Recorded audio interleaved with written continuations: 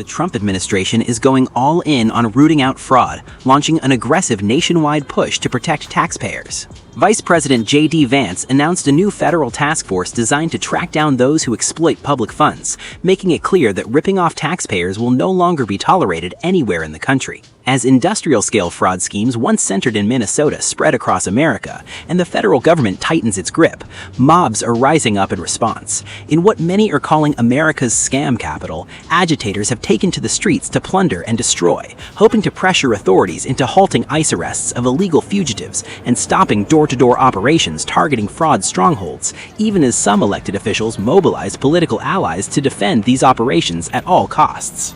The marches are loud and relentless, with drums, whistles, and bullhorns echoing through the streets. Protesters gather outside hotels where they believe ICE agents are staying, claiming that when people are disappeared in the darkness, American democracy dies, and alleging without proof that citizens and documented residents are being taken away. These are not calls for peaceful protest, but repeated calls to confrontation, something seen day after day.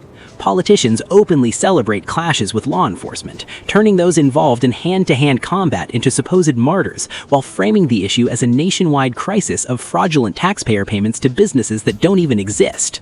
What's unfolding around these hotels is a clear picture of mob rule, and a warning of what could spread across America if the scam complex is allowed to keep growing. Few are willing to acknowledge that one political movement benefits from the chaos, while the rest of the country pays the price, as left-wing socialists push to take over from within. There's a problem for those enabling fraud. They now find themselves at the center of a billion-dollar investigation that's only just beginning. That reality explains the hired agitators, the organized unrest, and attempts to recreate the riots and mayhem seen during Donald Trump's first term, all meant to signal that America's time is up. But standing in the way of that message is one man unwilling to let criminals declare war on the country, not while his administration touts lower grocery prices, lower gas prices, and the removal of dictators and illegal immigrants from places they should never have been.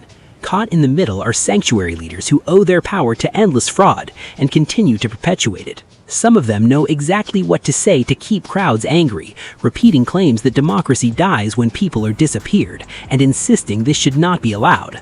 Representative Omar claims, without evidence, that U.S. citizens are being disappeared, a statement designed to provoke outrage among those who value freedom and democracy. For some, that message is working exactly as intended.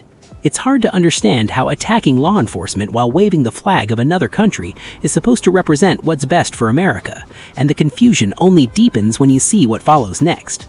Rioters, convinced ICE agents are staying in downtown hotels, begin attacking buildings based on nothing more than a hunch. With no sanctuary police stepping in, they're allowed to escalate, and the consequences are immediate. Windows shatter as people inside the hotel rooms look out at masked crowds hammering on the glass, holding signs and embracing destruction. The chaos intensifies the moment the rioters breach the lobby and turn the building itself into a target. In the midst of this, a sponsor message warns viewers about unresolved tax issues, noting that federal agencies are becoming more aggressive, urging people to protect themselves properly before it's too late, rather than facing severe financial consequences alone. The contrast is striking as sanctuary police stand by, letting mobs act first and asking no hard questions about why their city is being allowed to spiral. Music echoes as frustration grows over the lack of enforcement. What's fascinating is seeing the same sanctuary police chief who routinely criticizes ICE now standing aside while chaos unfolds. Protesters believe that because they pay taxes, local law enforcement should serve as their personal sanctuary army instead of enforcing the law. A screaming protester berates officers, unaware that his behavior emboldens others and fuels a snowball effect of mob rule. He demands police confront the federal government, revealing a belief that law and order only apply to others, never to himself. As some sanctuary police retreat, another sheriff elsewhere openly encourages resistance, dismissing ICE as fake law enforcement and claiming moral superiority, a statement that draws cheers from the crowd. Calling legitimate agents illegal and immoral crosses into open advocacy for insurrection, flipping right and wrong on their heads. It's exactly the rhetoric mobs want to hear, reassurance that their leaders stand with them no matter what. Agents on the ground describe how precarious each day has become, stressing that none of this is peaceful. Those defending the unrest are often the same people benefiting from fraud schemes now under intense scrutiny.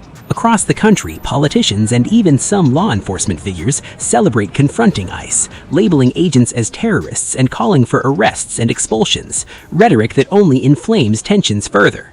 The irony is unmistakable, as these same voices condemn January 6th while openly encouraging hostility toward federal agents, insisting it's peaceful even as they call for confrontation and chaos.